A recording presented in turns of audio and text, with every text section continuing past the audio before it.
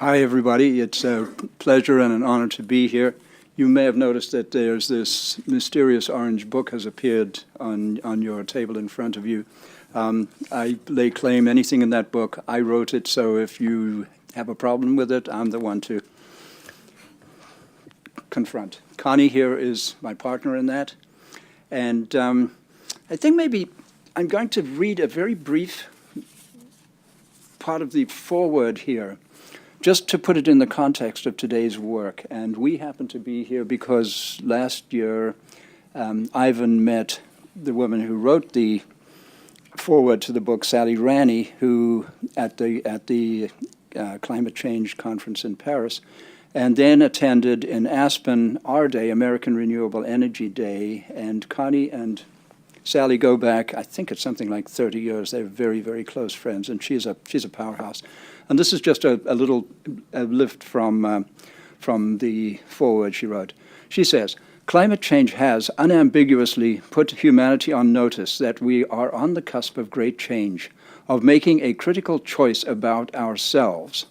Only collaboration at the global level will solve climate change because it affects all human and natural systems. Nothing and no one will escape. This high level of collaboration can only take place if we let go of the tenets of the existing paradigm." So, subtitle, 10 Assumptions for a New Paradigm. What we will present very briefly today is the idea that the world we see today is a direct result of fundamental assumptions, core beliefs, worldview that we've inherited from generations of our human predecessors. And can we change that?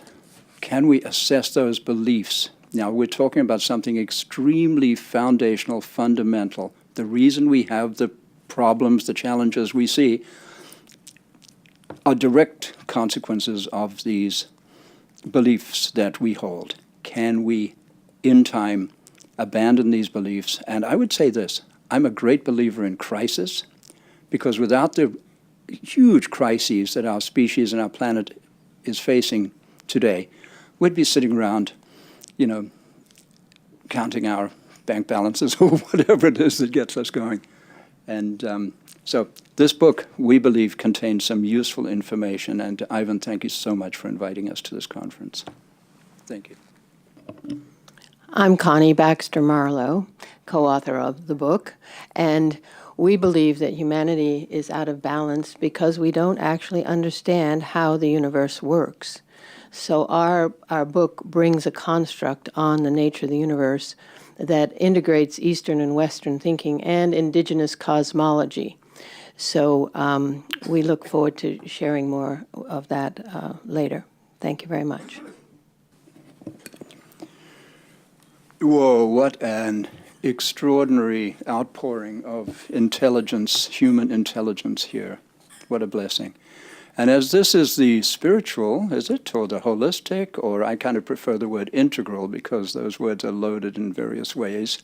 They might be considered to be woo-woo. Integral. How do we take these practical boots on the ground, scientific approaches to the issues we face and find a way to change the thinking that has resulted in these issues? Every single one of the challenges is a result of human thinking. And human thinking is 100% a result of what we believe to be true. Every action we take, every thought we think. I think we all know that. So that's the essence of this book. And I'm going to read another brief moment from the book, and it's from we are sitting here on Manhattan Island, which once upon a time was the domain of the Native Americans. And this is just a little opening prayer from the Native Americans. A man named Wayne Eagleboy. He says, "Grandfather, creator of all that exists, with this sacred pipe, hear my prayer. As the new day dawns, let all people begin anew to walk the good red road of life. May we forget our differences. May we remember our likenesses. Let us hear what we have not heard. Let us see what we have not seen. It is the spark of the universe, the oneness of all life. In such a way may we be blessed, blessed in a sacred manner. Aho. So the reason that pretty much says everything I would like to say. It doesn't get any more comprehensive and succinct than that. That's beautiful. Thank you. So we have a little summary, 10 slides, to just sort of say what we're bringing to the table. And that is that we do, in fact, create reality by the power of our consciousness, which John has pointed out very well, the results of addressing human consciousness in boots on the ground effects. So we're defining human consciousness as the active and passive phenomena of awareness, assumption, attitude, attention, alignment, action, and allowing, which determine our frequency and thereby our reality.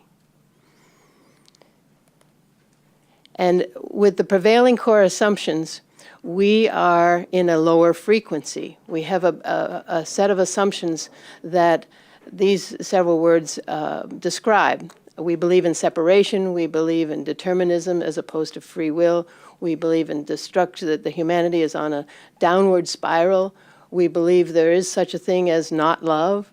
We believe that it's a mechanistic universe. Many of us, not all of us present, obviously, but the prevailing paradigm, and that we're enmeshed in limited time.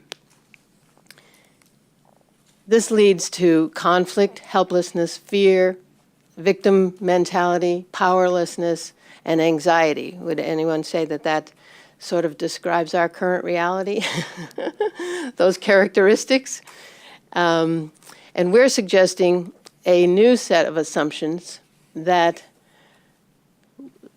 calls for that assumes that it is a conscious universe, that there is only love, that there is only free will, that we're on an upward spiral, an evolutionary upward spiral, that if we're in the now, we're in a timeless place, and that we are one.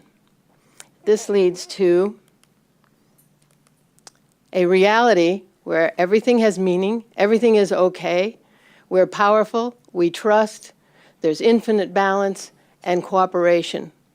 John, would you say that that's sort of describes the reality you've been working in? So what we want to point out is that each frequency has its own laws. That may be a unique thought to everyone. This is not the only game in town. It's the only game in this frequency that the laws look immutable, but they're not. It's just this frequency where they appear immutable. And so Henry David Thoreau has a quote in the conclusion to Walden. I'm sure most of you, or all of you, have heard of Henry David Thoreau. He said, "I learned this, at least, by my experiment," when he stayed at Walden Pond, "that if one advances confidently in the direction of his dreams and endeavors to live the life which he has imagined, he will meet with a success unexpected in common hours. He will put some things behind, will pass an invisible boundary. New, universal, and more liberal laws will begin to establish themselves around and within him, or the old laws will be expanded and interpreted in his favor in a more liberal sense, and he will live with the license of a higher order of beings." So, here's our 7 A's of consciousness in one sentence. With expanded awareness and accurate assumptions, we choose our attitude and consciously direct our attention, align with our highest inner promptings, take committed action, and allow the loving universe to manifest beyond our wildest dreams. Thank you very much. That's all we have. Thank you. It's beautiful. Thank you. Let's